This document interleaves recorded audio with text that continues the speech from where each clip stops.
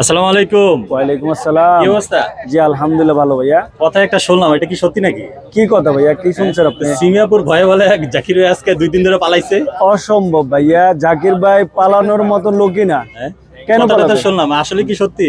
না না ভাইয়া, উনি সিঙ্গাপুর নতুন একটা ইয়া আনলো, সুইস রোল কেক কি জানি বলে, ওইটার নাকি ভাইয়া কপি এ করতে গিয়ে ধরা ধরনের গেছে ভাই। উনি জাকির ভাই পালাবে না।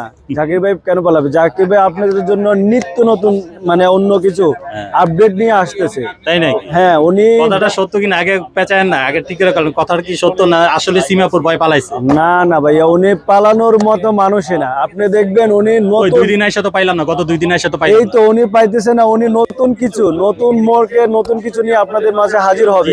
কপি নতুন কিছু কপি না, জাকির ভাই কাউকে কপি করে না। কপি করে না? জাকির ভাইকে দিয়া সবাই কপি করে, কি কিন্তু copy জাকির করে? ভাই কাউকে কপি করে না। তাই নাকি? জি ভাই, কি কি কারণে আসে নাই? উনি নতুন কিছু নিয়ে আসবে।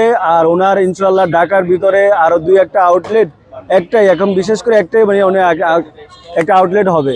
ওটা ওইটাও নিয়ে কি উনি সিঙ্গাপুর দেখা দেখি নাকি? না না, সিঙ্গাপুরকে অন্য কোনো আছে?